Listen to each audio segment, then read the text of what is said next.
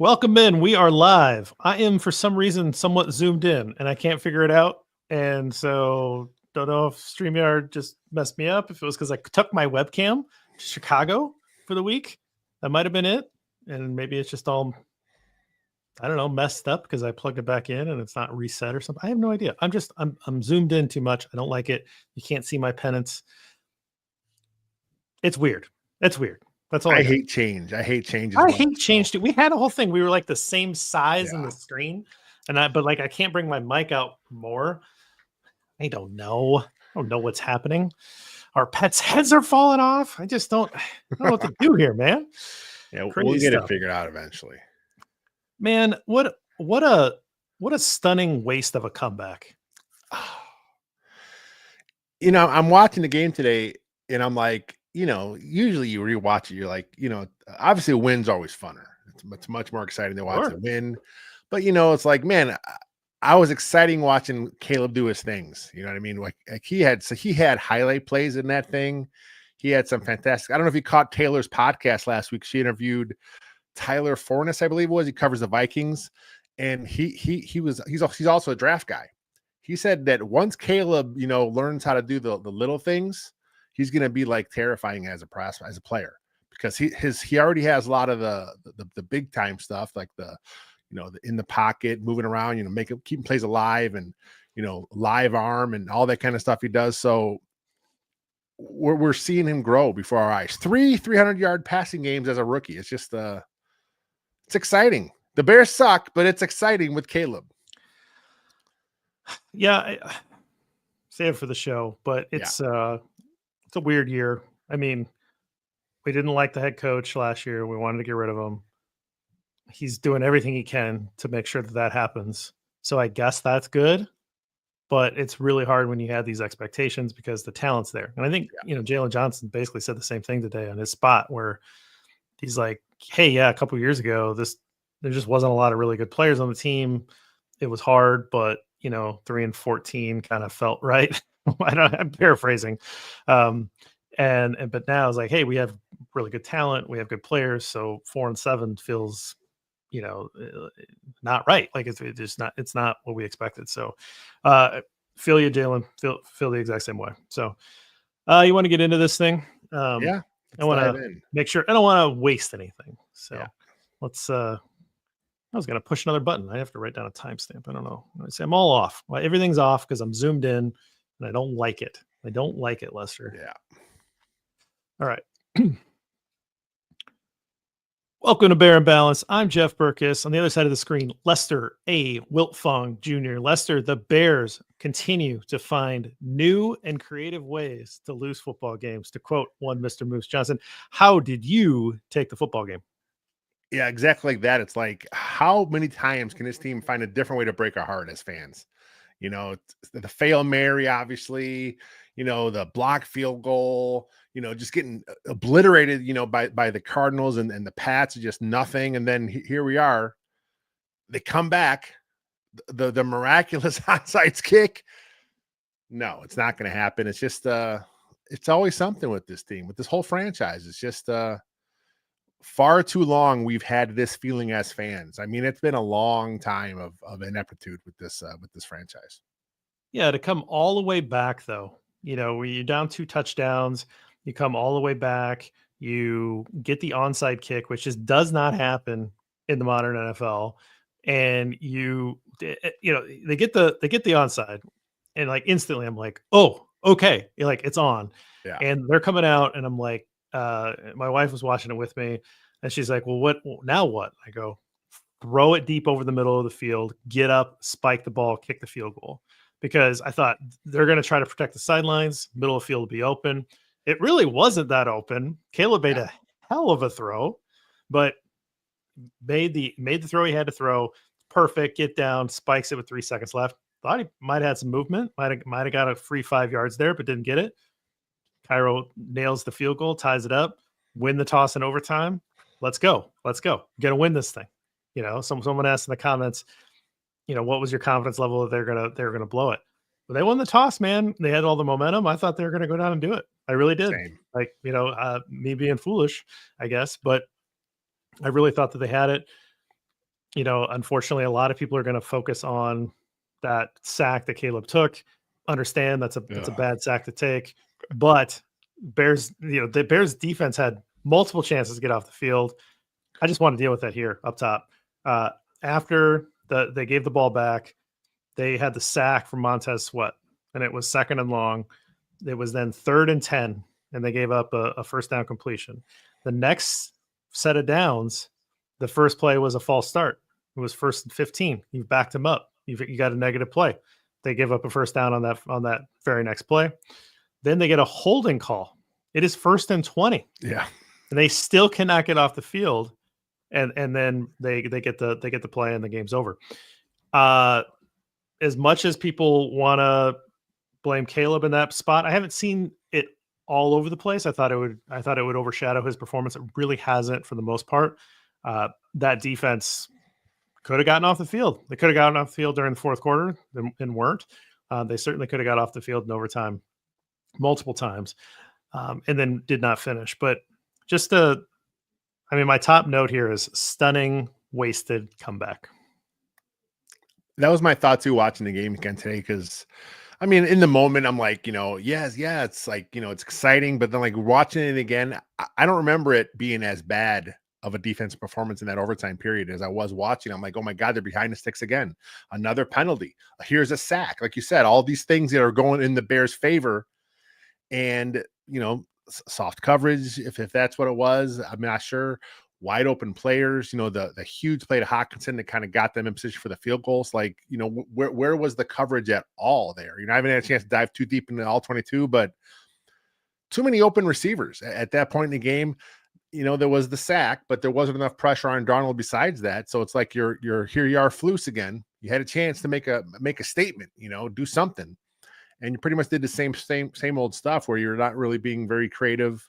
You're not going after Darnold, who you got to 3 times from your D line, but not enough, They spent all week trying to make sure that they had a plan for Justin Jefferson, which my fantasy football team is not the biggest fan of. If you're going to give up passing yards, at least benefit me, but that's okay. But then they just stopped the plan after that because clearly that they couldn't cover anybody else. But we always start in the trenches. I just had to get that out of it was a note. I had to deal with it right up top. I feel like we'd be burying. I'm sure we'll touch on some more. We'll probably touch on it, but I just felt like it might be burying the lead a little bit if we just don't deal with it right away. Yeah. They absolutely could have got off the field, got the ball back. Maybe Caleb, has a second shot of that in overtime, and you go down and you win that game with a field goal at that point. All right, let's get into Trench Tribute. I was pleasantly surprised with quite a few people in this one. I think there's more than one way to go, which we have not been able to say every week here. Who you got? Yeah, I thought the O-line had a pretty good game. Obviously, the running lanes weren't always there. That's kind of part of what the aggressive defense. Sometimes they, they're doing these run blitzes where they just kind of get you, and they're in the gap before you're there. But overall, the O-line I thought was really good. So I'm going to stay on the O-line. I'm going to go Darnell Wright.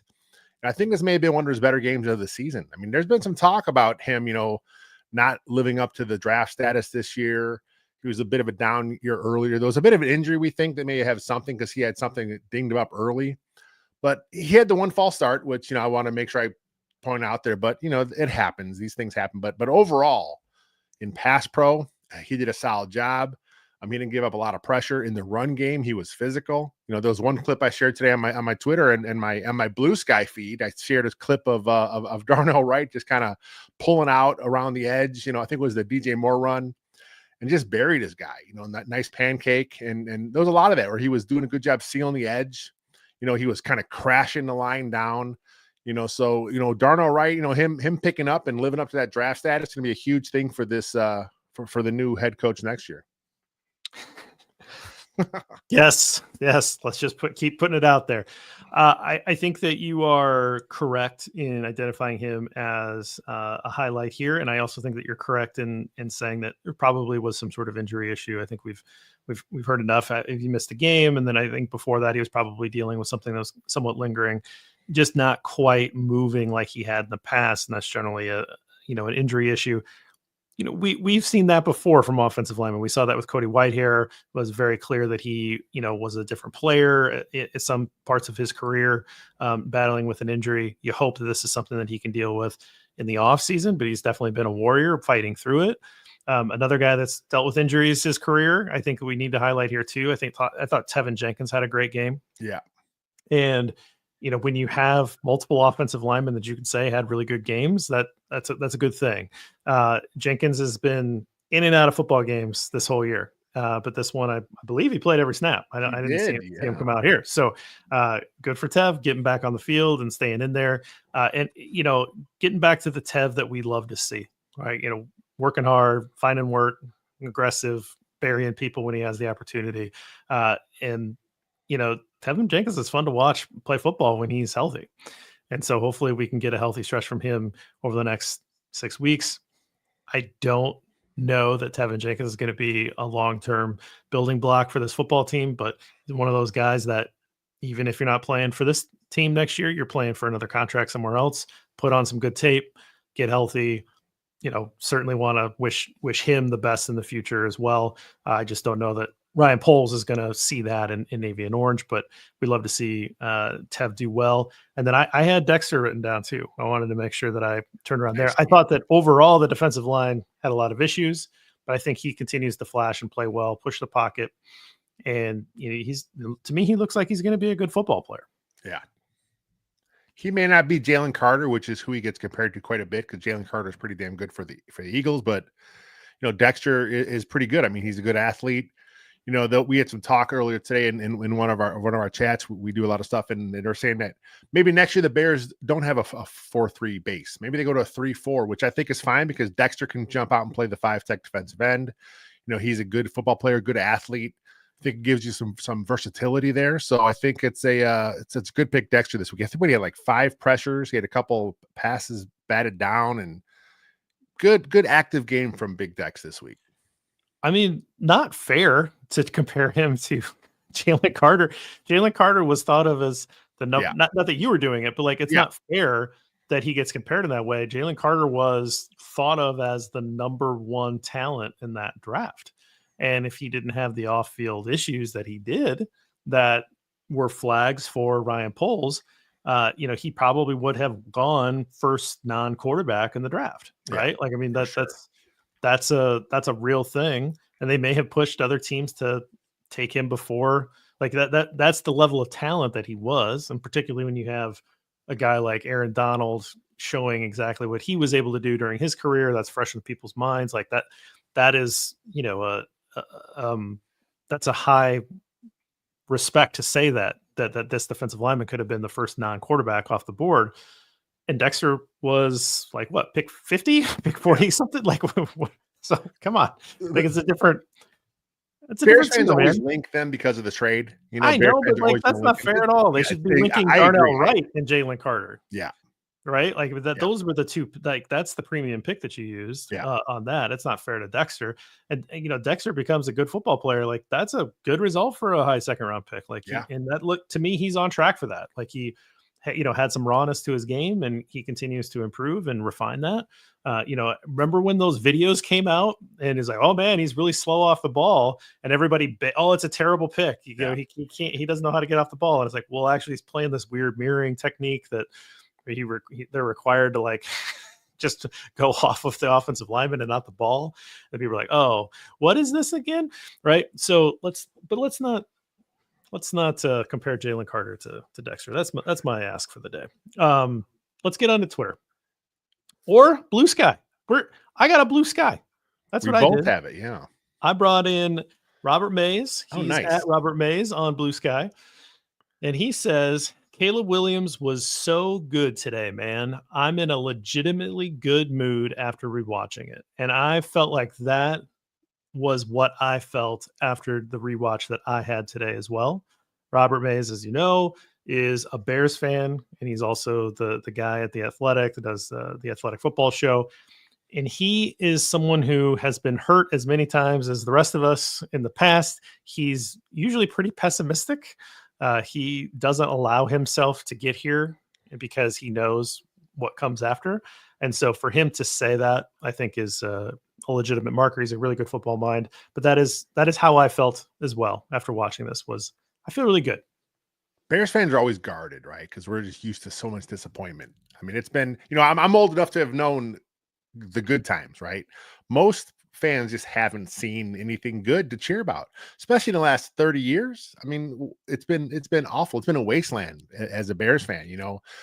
There was like one winning season, since Lovey got fired at 10-6, I believe. So that's not good. I mean, that's a long time, a long history of losing. That's the culture that's going on here, because no one can break the cycle. So yeah, it's a good one. It's I like seeing these big time analysts, not only the guys that are Bears fans, but these big time analysts that really dive deep into the film, just praise Caleb. It's just like, it's not what we're used to. It's a Bears quarterback, and it's still early, but man, he really seems like he's going to be the guy. Well, you have something similar. I have something similar. I actually have 3 tweets, which is kind of a weird thing because they all kind of play together, but this is the one that kicks it off. So this tweet from Stephen Ruiz, who is at Stephen Ruiz, he covers the NFL for The Ringer, right? He tweeted this back on May 14th. There are 2 tiers of franchise quarterback deals right now, and the dividing line is how much Brian Flores respects you. Brian Flores, of course, is the Vikings D coordinator. He blitzes the crap out of everyone. He attacks you. He punishes you. That's what he does. So Stephen Ruiz followed up this May 14th tweet yesterday with Caleb's passing the test. And now my 3rd tweet, because I'm all over the place today. Lauren Cox, who at Lauren Cox on Twitter, he tweeted out the Pro Football Focus stats of Caleb Williams versus the blitz and the Vikings. 15 for 20, 189 yards, 9.5 yards per attempt, 1 touchdown, no picks, of course, no sacks while he was blitzed, and a 120.6 passer rating. The last 2 weeks, Caleb has been fantastic versus the blitz. Look, young quarterbacks don't see the blitz like this. That's one of the things that takes a while to get into the repertoire. Caleb has been pretty good all year, and he's getting better as the year goes on. Again, this bodes well that Caleb is going to be the guy for Chicago. That's interesting. I mean, I love the blitz splits. We'll get to the full stats here in a minute. But I like the line about Brian Flores, because when we were coming into this game, that's what we were kind of going back and forth in. And I posted the Bears having, I think they're, 2nd worst in the league in terms of amount of sacks given up. They kind of cheated on the stat crawler yesterday, or on the little graphic yesterday. They said Caleb's been sacked the most, which is true. But then they said that the Bears have given up the most sacks, which is wrong. The Browns have given up the most sacks, but they've had 2 different quarterbacks taking those sacks. So I know that doesn't matter, 31st versus 32nd, but it bothers me when things like that happen. Like, that's not exactly true, but Caleb has taken the most sacks in the league. And that was, those couple of weeks where it was just seemingly lost, and you had a ton of backup linemen, and, there's a lot of things that went into that. And then now you've got the Vikings. Now, they're not the best in the league, but they have high pressure rates. They bring exotic blitzes all the time. Particularly young quarterbacks don't know how to deal with that. We know that Caleb's been the one that's been calling out pressure, calling out protections. And so, you're pretty worried, right? Like, you've seen evidence that he's been, battered throughout this year. You've got this defensive coordinator is kind of a mad scientist who just doesn't give a damn right now. And, you worry that you're going to be in for a 10 sack day. And here he is playing it well, getting it out of his hand, when, reading the hots, getting it out for the most part. It was one of those sacks where he ran out of bounds. I believe so. I haven't delved into the sack watch yet, but I'm pretty sure there's one. He went out of bounds. He had another one, I think, was probably going to be on Braxton Jones, gave up some inside pressure. That was the inside pressure. Yeah. And then there's that ridiculous one in overtime and then the one in overtime. He was just trying to hold it and look for someone to come over. He was trying to make a play, as you could just tell. He did not want to run. He wanted to get that ball downfield. They rushed 3 with a spy, and I think he was expecting pressure. It took him off his hot. And then my hot take here is that it was so late in the game that Grenard, is that how you say Yeah. it? If that was earlier in the game, he would have had more energy, and he would have like made an over aggressive play, because Caleb's good at like getting Yeah. you to commit and then going the other way. But it's late, it's overtime. These Yeah. guys are kind of tired. And so he just kind of like kept coming at him straight because he didn't, I don't think he had that like burst. I mean, you see it on both sides. These defensive linemen get worn down and they can't keep running with that energy that they were earlier in the game. And so I think it actually like hurt him because he was playing it like he would be aggressive and he just was tired. Then he just kind of walked himself into a sack. But that's my hot take. Yeah, let's just go into the full Caleb comments or the full Caleb stats here. So 32 of 47. Okay, because the run game wasn't working, so the short passing game replaced the run game. I think is one way to look at that. 340 yards passing, 2 touchdowns, no interceptions. Took 3 sacks for 20 yards lost and scrambled 6 times for 33 yards. I thought there was some pretty impressive scrambles there too. The one that was standing in his own end zone and was able to scramble for that first down. That was really, really impressive. That should have been completion to Kmet. I think Kmet just kind of, I don't think Kmet expected the ball to come to him because it looked like it kind of caught him off guard. Is that the one on the sideline where Kmet kind of on the scramble? No, I don't know, but I mean, like this was, they were backed up. He drops back. He's in his own end zone. And I know what you're talking scrambles out for a first down. I think it was on 3rd down. And so like just kind of run. Yep, first down run. Yeah, but then there were a couple of drop balls here. I mean, we don't want to do the thing, right? Yeah. Where you're like, well, boy, it could be a lot better if this guy didn't drop this. But there was some just flat out drops. There was the one drive that just ended. Kmet had the drop right after Swift. Looked like Swift had a drop. There's an out to Swift. He was like on 2nd and 3. He drops it. Looks like he probably could have made a move, got the first down, and then they throw to Kmet, and Kmet just goes through his hand. Maybe it wasn't a perfect ball, but still, Cole's normally going to catch that, and then you're punting, right? So there's a few plays like that where, come on, guys, pick your guy up, help him out. But overall, we said it maybe in the pre-show, but another 300-yard performance. That's his 3rd of the year. The franchise record, which is a sad mark, but the franchise record in a single season, not rookie record, he already has that. Franchise record for 300-yard games in a single season is 4. It's owned by multiple players, I think 4 different players. So he can tie that with one more of these performances. And then the NFL rookie record for 300-yard games is 5. Okay, I was going to ask if you knew that one. That's good. Stroud did it last year. He's tied with a couple other guys. So there are some things that are happening here. Yeah. He has some chance, and I'll save my number for another record. But so far, with the Thomas Brown experience, 7 drives against Green Bay, which was not a lot of drives. He was very efficient, put up some decent numbers, and then now 340 yards against the Vikings, and then now in a short week against the high-powered Lions, where you expect the Bears might have to throw the ball a lot. All of a sudden, we've got some revival here on maybe 38 still in play, right? Maybe some of these other things are in play here. So overall, Caleb performance is pretty much what we've talked about so far, but like any other major things you want to hit? Yeah, I mean, you talked some records. I mean, he doesn't have the touchdown record quite yet for a rookie, but he did surpass Mitch Trubisky. He has the passing yards record. He has the completion record for rookie, attempts record for a rookie. He is moving up those charts, and it's a sad record book in Chicago, but Sure. But it's still these are the milestones. He has to pass them up, and he's 1 away from Chuck and Charlie for the touchdowns. He's tied with Chuck and Charlie. He's tied right now. He's 1 away from being the sole leader. So that's coming up. And real quick, I want to say the one play that was so fantastic in the game is that one where he had to scramble and he just jumped over the guy who was on the ground. Yeah, that was great. Oh my God, dude. That was just like, he just does some stuff in the pocket where it's like a sixth sense. He just has a great feel for the pocket, and he is taking a lot of sacks now as a rookie. But these things tend to if you have such good pocket presence, these things tend to kind of balance out. And as he gets older in his career, he'll start learning when it is the time to go down, when it is the time to run. Right now he's still trying to make some plays, but he has such good presence. So it's going to happen where he's just going to kind of click, and it's just going to all fall into place for him as a quarterback someday.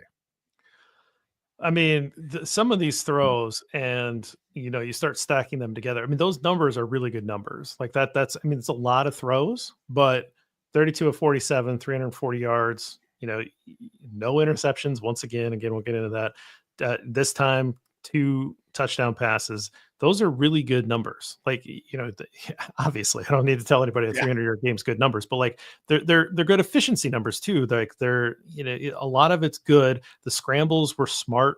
Like for the most part, I don't think he was bailing on anything early. Like he was running to green grass, or he was like making a play when he had to.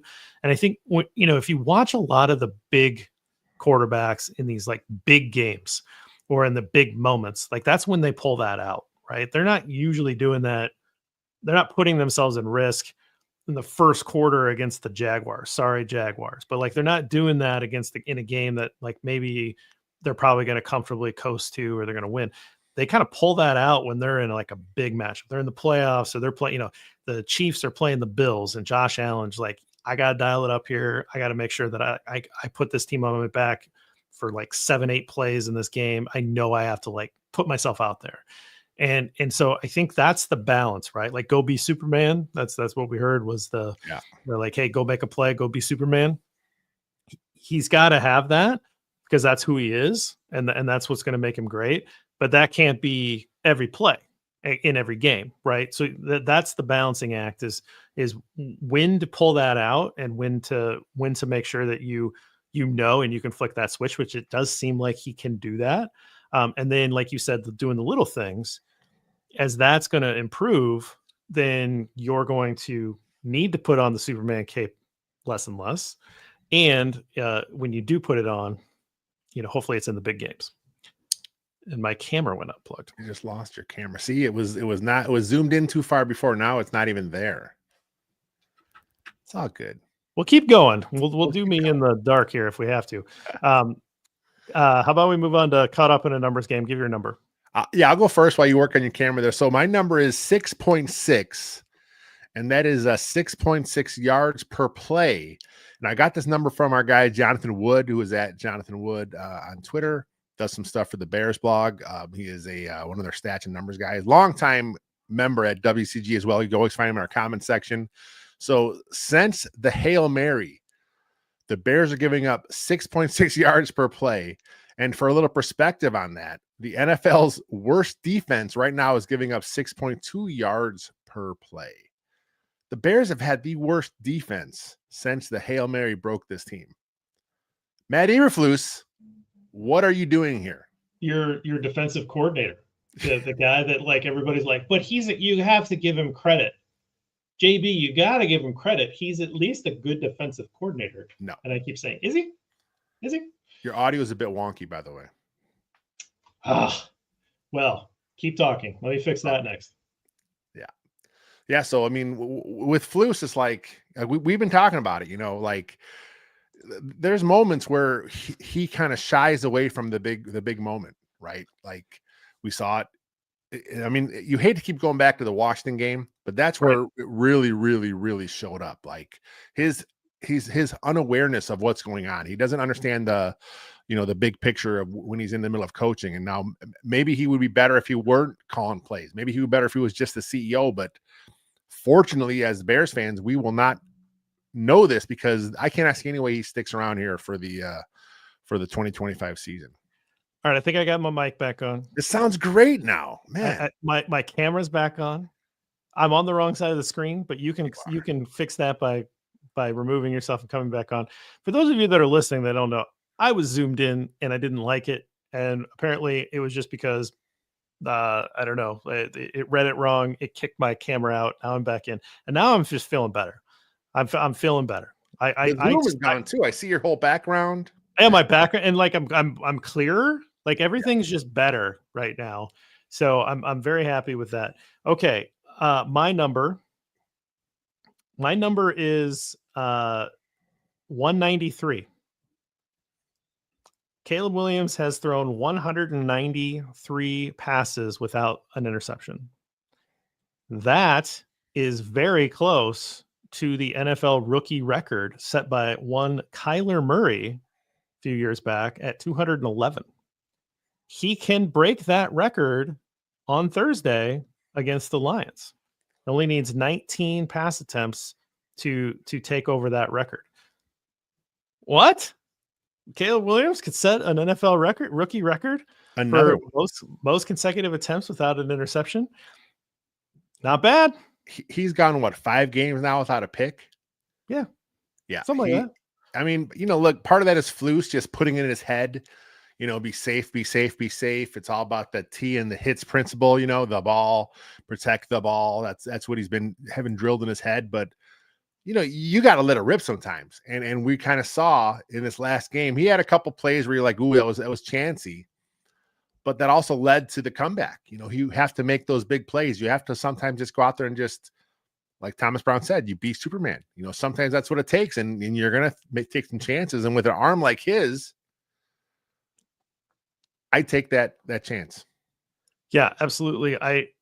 I do think that Caleb Williams' game is going to lead to interceptions. Listen, Vikings fans, you're having a great year. Good for you. We'll see you again down the road, and enjoy your playoff game. Singular, like all that stuff. Love it, right? There's a weird amount of love that you're giving your 1-year contract signing Sam Darnold. Like, you drafted the guy. Your draft pick is on IR. That was your plan this year. You have a really, really good coach, and he has made a really good run from Sam Darnold. Sam Darnold's a talented guy. He's bounced around, all that stuff. But the hurt feelings from some of these Vikings fans online about the national media talking about Caleb Williams in this game, because they're not talking enough about Sam Darnold. Yeah. What's wrong with you guys? Like, this is not even your guy. Your guy's recovering from knee surgery. Again, enjoy the year. Right. But it's just a weird vibe. That's all I'm going to say. Just a weird vibe from those guys. I saw that on social media. I'm like, what are these guys talking about? I guess maybe they were a little more pro Chicago, but I didn't really pick it up. I mean, as not a in the broadcast, but I didn't think so. But some of the national guys, they want to talk about the Caleb performance. No, I saw people complaining about the broadcast, saying they were talking too much about Chicago, not enough about Minnesota, which I'm like, I'm a Bears fan. I'm watching the game, and they're bringing up the Hail Mary. They're bringing up the block kick against the Packers. Yeah, please don't talk about that. Yeah, they're bringing up. I'm like, dude, shut up. I don't want to hear about this stuff. And then you're showing the clips. I'm like, dude, I already seen it. We don't need to relive this pitiful moment in Bears history. Oh, okay. All right. Let's take a break. Before that, though, let's talk about Underdog. What is Underdog Fantasy? Underdog is the place to play if you're a sports fan looking to win money while watching sports. With over 5 million happy players and $2 billion won. Underdog makes it fun and easy to cash in all your favorite athletes' performances. Compete against other players just by selecting higher or lower on 2 or more player stats, and you can win up to 1,000 times your money. So turn every touchdown into a win with Underdog. Think Caleb Williams will rack up higher than 250 yards next week? Do you think DeAndre Swift will bounce back and have more than 50 yards rushing? Cook up some entries for a shot to win real cash prizes all football season long. Underdog is the best place to play champions, so sign up and deposit now using our promo code CITY and get up to 1,000 in bonus cash instantly. You can also play Red Zone Rush, which is a game where you won't find anywhere else. You just pick whether or not a player will score a touchdown by swiping right for yes, left for no. Simple as that. Plus, your entry will be automatically boosted with a 51% profit boost. Underdog is fun and simple. And this week, I hate to say it, I know it's the Lions. I know it's Thanksgiving, but I'm going high on Caleb. I don't there we go. I don't know what the numbers are quite yet. I haven't looked at them yet, but man, I got a feeling it's a big game. I think a shootout's coming. That's a good defense over there in Detroit. They're very opportunistic, but they give up some yards. I think Caleb can find some way there. So whatever they are, I'm going to look for higher. And then You could win up to 1,000 times your money just by choosing higher or lower on player stat lines like passing yards, interceptions, touchdowns, and so much more. Just download the app today. Again, our promo code is CITY, CITY, $1,000 in bonus cash instantly. It's that easy. Download the app today.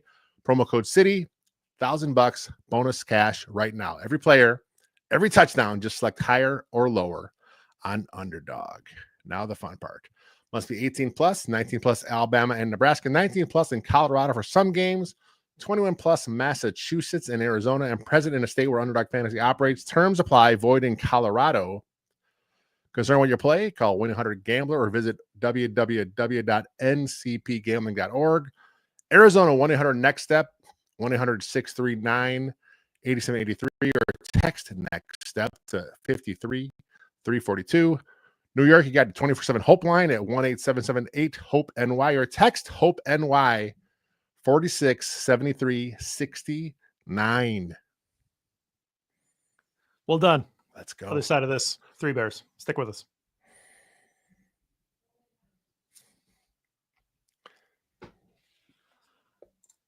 All right, Lester, 3 Bears. All right. I remembered my point. I got lost in my own complaining about Vikings fans. They were complaining about the Sam Darnold thing, but they were also complaining about, they were saying, well, Caleb Williams threw a couple of passes that should have been intercepted. Yeah. Now, we all know that penalty Twitter is the worst part of social media. Maybe I don't know. Maybe the recesses of Facebook are worse. But like, the people that just want to complain about penalty flags, holding, that kind of stuff. Dropped interception Twitter when talking about quarterbacks might be like one rung below that evilness of holding Twitter. Guys, stop. And if you're trying to do that to defend your guy, you're trying to pump up your guy, Sam Darnold. I mean, Tremaine Edmonds should have had that pick. Kyler Gordon should have had that pick, but we're not talking about that, right? Like, it is what it is. If it hits the ground, that's why those guys play defense. Yeah. So, like, fellas, take your win. Go eat some hot dish. We'll see you. We'll see you soon. Okay. Hot bowl of porridge, cold bowl of porridge, and just right. Let's start with the hot bowl. Who do you got? I'm going special teams for my hot bowl. I'm going to go safety Tavarius Moore. He had 3 special teams tackles, but he also had the recovery on the onside kick. Showed good awareness there, picking that up. So yeah, Tavarius Moore.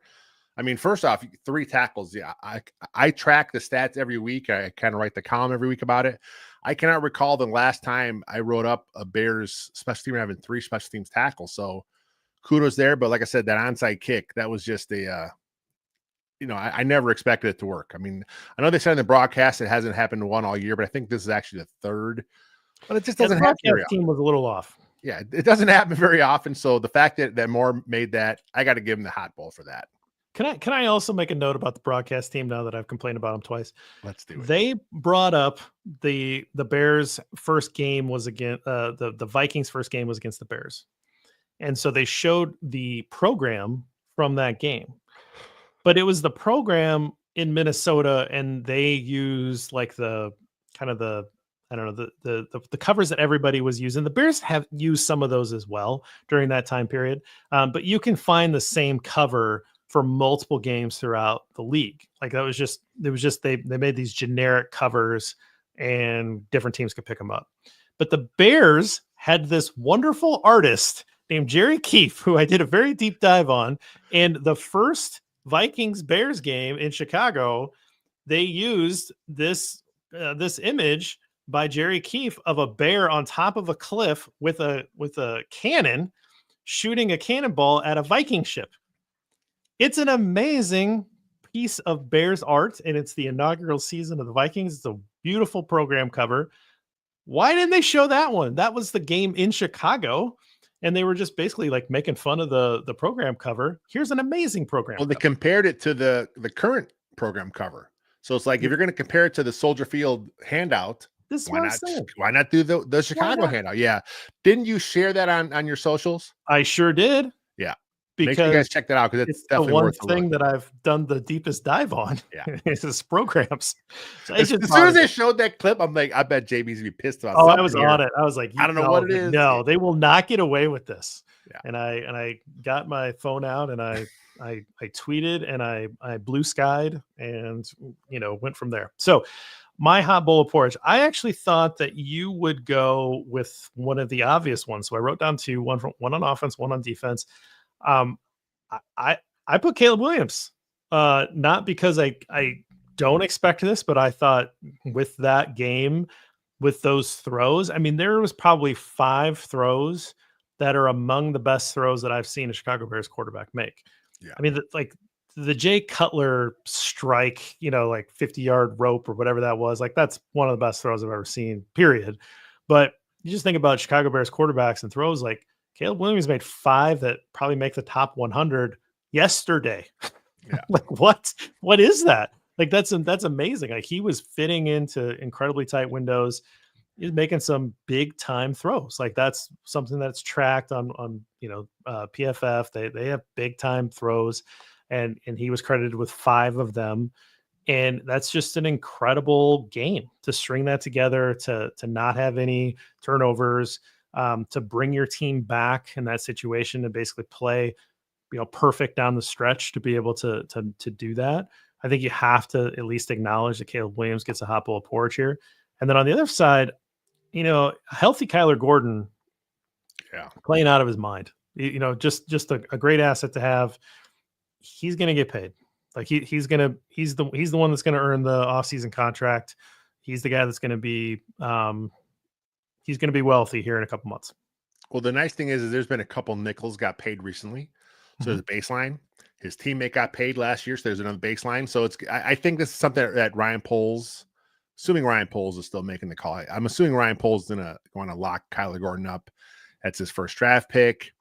Plays a premium position. I mean, you need that nickel these days because you're always in it. So, yeah, Kyler Gordon's going to get pretty good money here pretty soon. What about other side of the ledger here? Cold bowl porridge. Who you got? Speaking of cornerbacks, I got to go Tyreek Stevenson. Yeah, he has been on a downward spiral this whole season. Yep. It's not just the Washington game, which was like terrible, but he has not had a very good year this year. Moose Johnson on the broadcast kind of called him out on the one play where he kind of gave up he just basically opened up the lane for the running back Aaron Jones. He's got to squeeze that down, at least force him inside towards more of his teammates. He's kind of left him out to dry. He's been losing reps to Terrell Smith for a few weeks now. And like I said, it's not just the Washington game because in that game, he lost reps to him. So the last 3 weeks, Terrell Smith has been played over 40% of the snaps instead of Tyreek. And yesterday he was at 66%. So I would not be surprised if next week they decide to make a change and let Terrell Smith get the start because that seems where this is trending right now. Yeah, I think Smith's the starter now. I think that was a benching yesterday, essentially. I think that it definitely went over. When he didn't step up and in the hole and make the tackle on Jones and allowed that big explosive run, that's on him. Like that, He needs to step up and make a play, at least collapse that down. He just kind of froze. You and I could have done that. Standing in one place as a guy runs by you. It's not very hard. He's got to play that better, not to mention all the free access and easy yards that he's been giving up in the passing game. A lot of the reason why the Bears defense is falling apart is because teams have just been picking on him in the passing game. And, why would you throw at Jalen Johnson? We've said it all year. It doesn't make any sense to throw at Jalen Johnson. A lot of teams figured that out and they started throwing at Tyreek Stevenson. So I think that's a great one. I think everything else I have is essentially about that. I have anybody guarding Jordan Addison gets a cold bowl of porridge because what in the world? 140 some yards to Jordan Addison, 50 yards, whatever it was. The rush defense, I guess Andrew Billings is the greatest run stuffer of all time because that's fallen off like crazy and a lot of chunk runs. Just a lot of like 10, 12, 13-yard runs. They're not getting touched until the safeties are getting them. That's bad. That's just bad stuff. And then third down defense. Get off the field. Yeah. You're a defensive minded head coach, and you can't come up with like the difference in creativity between Brian Flores and Matt Oh, Eberflus. night and day. Yeah. I mean, geez, like throw something at the guy. It's just the amount of times where it was just easy pickings on third down. They just catch the ball, turn around, they've got the first down. Like that's disgusting. Like I don't know how you could watch that film and sleep at night. The worst one of all was that was it Nick Mullins came in off the bench cold and he I completes just the pop pass. the little Third and what was it? 3rd and 16, 3rd and 17. I'm like, how do you give that up? How do you not go after the quarterback off the bench? Just let him sit there and kind of go through his stuff and just got to hit the guy coming across the middle. It's like, and then they said afterwards that that's a play they never really practiced.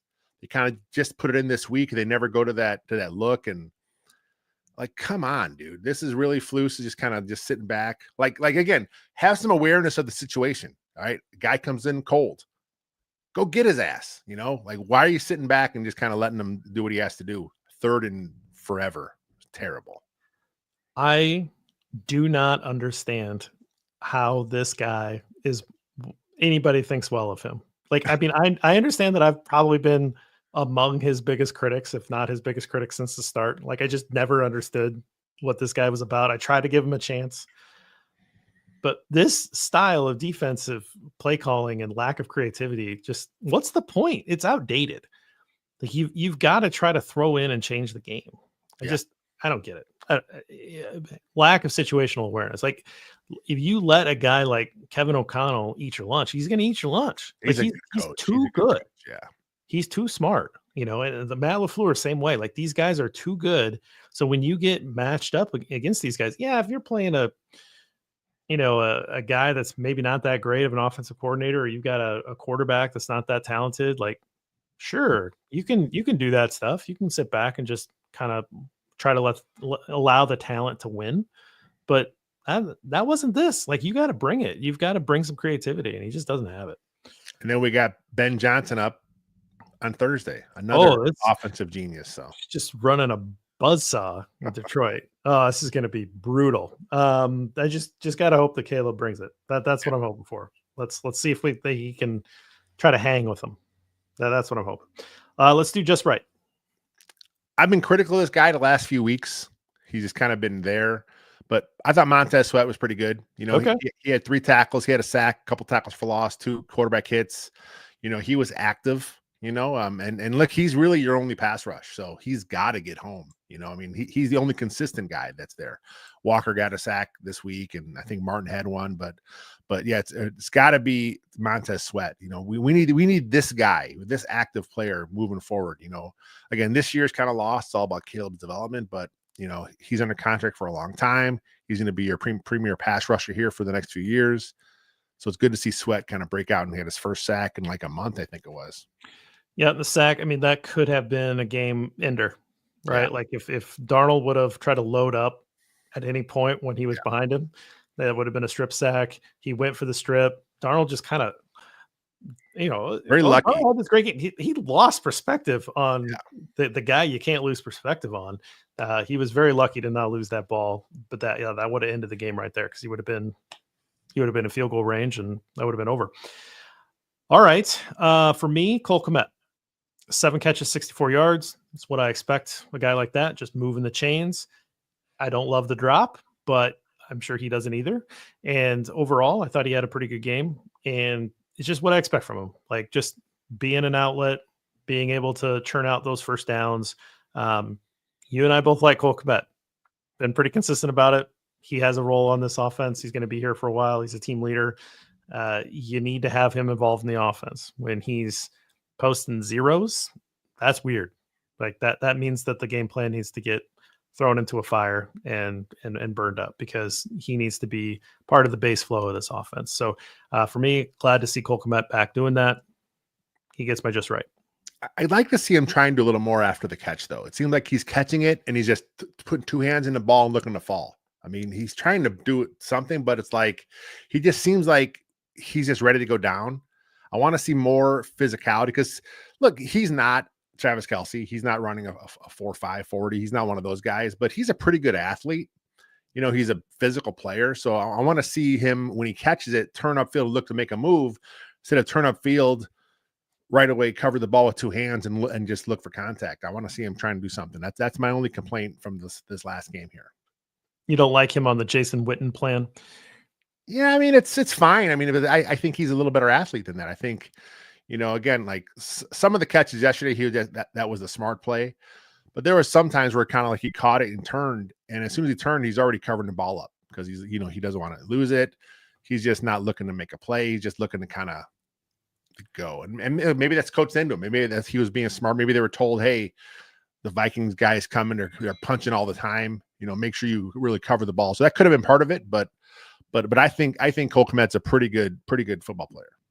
Well, I wonder if that is the difference between him catching passes where he's kind of sitting in a zone, or he's running routes where he's static On the move, yeah, at the catch, versus when he's on the move and then he's already has that momentum because he's athletic, but he's still a bigger guy. So a little harder for him to get that going, get up to full speed. It's not like he's, you know, an instant accelerator. So I wonder if that's part of it too, or it might just be the type of routes that he was getting targeted in this game.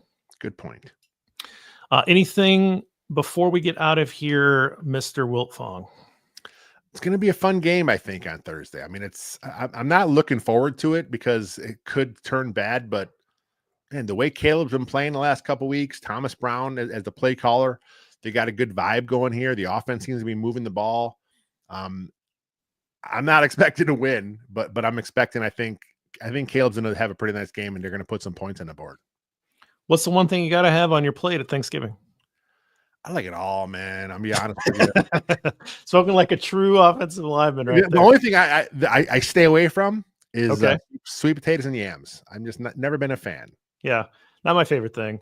I don't understand the sweet potatoes with like a bunch of like marshmallows. Like they're already kind of sweet, and then you got to put marshmallows on. Like that's kind of probably a bad sign. That's how my wife and the kids like it. They like that. Hey, no, there's no shame in anything that you like. Like I'm not. There's no judgment, but I just think it's kind of funny. You got to throw like you got to throw a dessert item, brown sugar, marshmallow. You got to throw a bunch of sugar on this thing, which is already supposed to be kind of sweet, to kind of hide the flavor. I don't know. It's funny to me. Yeah, of course. Like just potatoes. For me, it's I need like a protein. I actually don't necessarily care. But I throw the protein down. I throw mashed potatoes on top and gravy on top of that. That's my meal. And then if my mom is present, deviled eggs. Oh yeah. She makes good deviled eggs. So like that is enough for me, right? I'm not like huge into I wouldn't mind a green salad, you know, that you know, an actual like lettuce salad, like that'd be good, kind of balance that stuff out. I don't need cranberry sauce. Yeah, or stuffing or anything like that. Not my thing. No stuffing? Right. Nah, it's not generally my thing. So in our household, we have to do two stuffings because my wife likes cooking it in the bird. Yeah, not the most. I'm not quite a big fan of the soggy bread. Yeah, I like it in the oven when the top gets crispy. So like we usually do a couple stuffings just because I'm picky like that. I mean, I'm good with like the onion and all that, but like I don't need more. I don't need more bread in my life. It's already something I'm trying to like limit. So anyway, that's it for us on the show. We'll stick around a little bit for the post game, but if you ever want to join us, you know, Mondays, 6:00 Central Time, all that kind of stuff. But enjoy your Thanksgiving. It's the best holiday there is because it's all about food and football and sometimes family. But at least the first two we can all agree on are fantastic, right? Yes. So enjoy yourselves. We'll be back here on Monday to sum up the game. Hopefully it's not too much of a disaster. Hopefully they can give you something to cheer for. But until next time, bear down.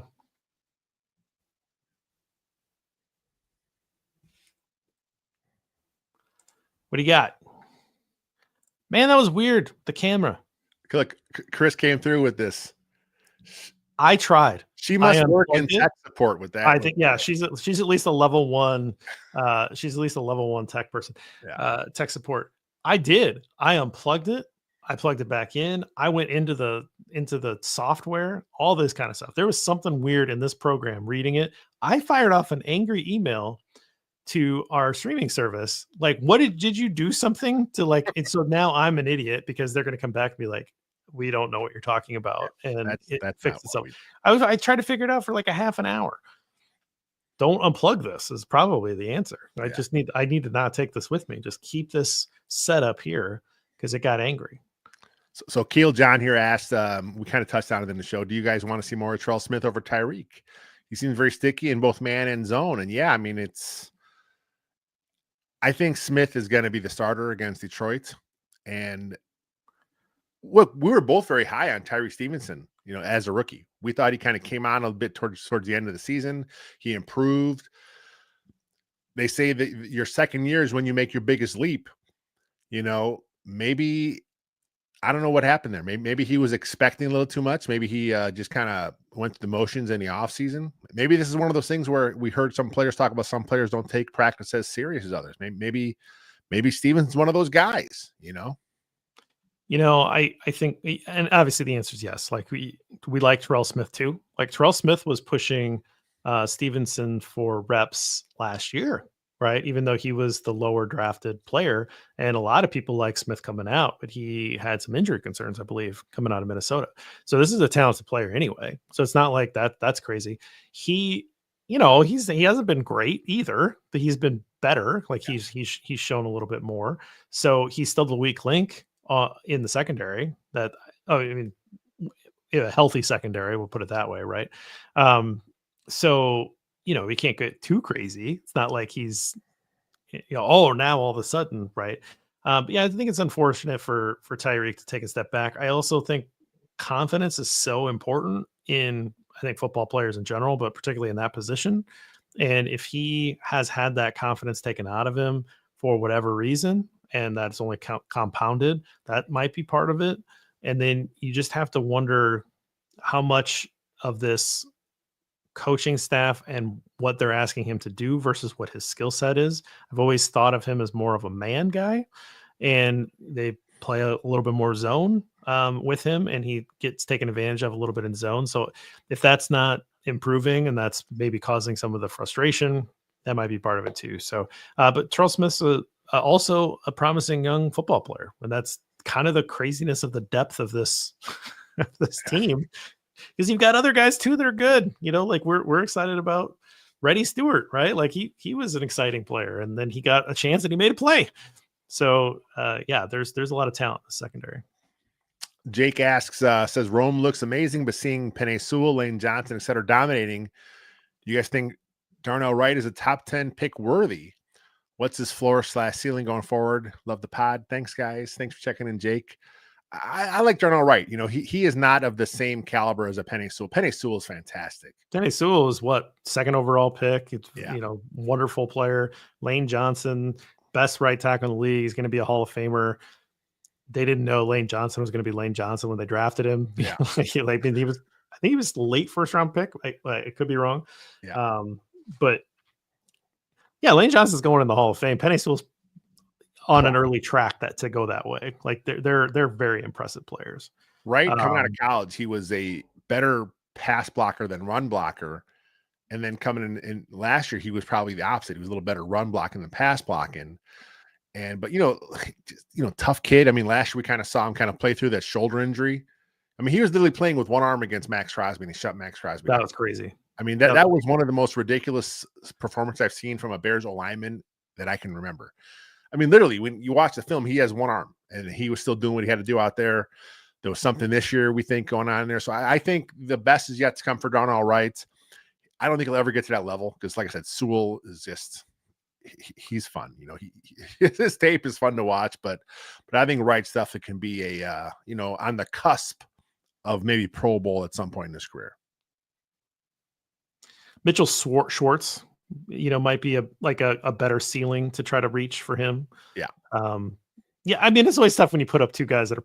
I mean, Penei Sewell was way too early in his career to say this, but I mean, he's a guy that could be a Hall of Famer. That's how good he is. Yeah. He's really impressive. go back to Chris real quick. Chris Armstrong said, "I'd like to see Flus fired for Thanksgiving and give Thomas Brown a shot at head coach. Given all the upcoming head coach openings in January, let's kick the tires and see if he's a keeper." There's some buzz from Thomas Brown growing here now with 2 games in.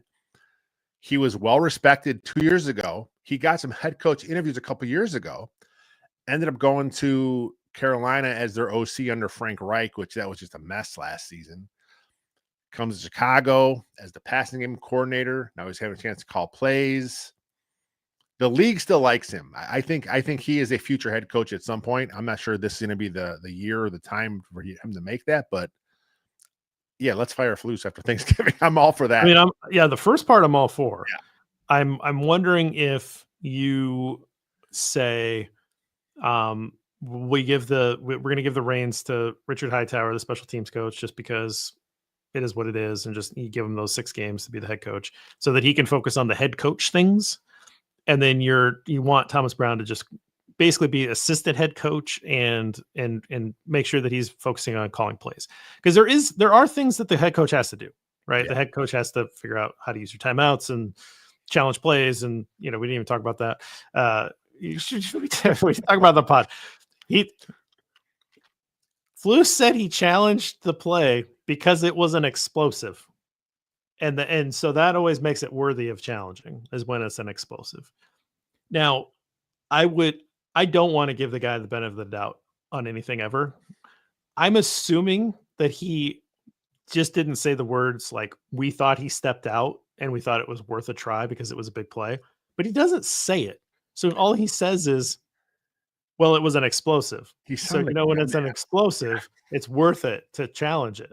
And it's like, that's the dumbest thing I've ever heard in my life, right? So, but then I go back and I think, well, did he think Christian Watson actually dropped it, or did he just think, well, it's an explosive, so I should challenge it? This guy's an idiot.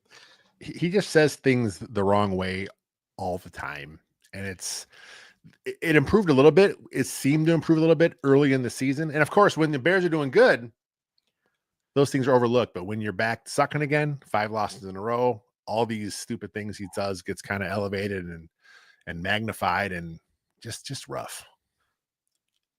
I know that there are people out there that say, who cares how how coaches talk to the media? You don't deserve anything, like whatever. Yeah. But I disagree. I disagree. Like, you look at all of the good head coaches in the league, they know how to talk to the media. They know how to talk football. They can, if this guy's a great teacher, then why doesn't he show that when he talks to the media? Yeah. Right? Like, listen to a Sean McVay press conference. Listen to a Mike Tomlin press conference. Listen to, think of the 5 head coaches that you like. Go randomly listen to their press conferences. And they will actually answer questions about football if the beat writer gives them an opportunity to. And they'll explain it in a way where you'll learn stuff. Some of the things I've learned, though, I used to listen to Bill Belichick give press conference answers because every once in a while he would give the most insightful answer when somebody actually gave him a real question. I would go hunt those out because I'd learn a lot, right? Have you ever learned anything from an Eberflus press conference? No. Yeah. Right. So then you well, can he really teach anything to his players? What's he getting through there? Right. The ball. Get out of here. That's a good place to end it. Get out of here.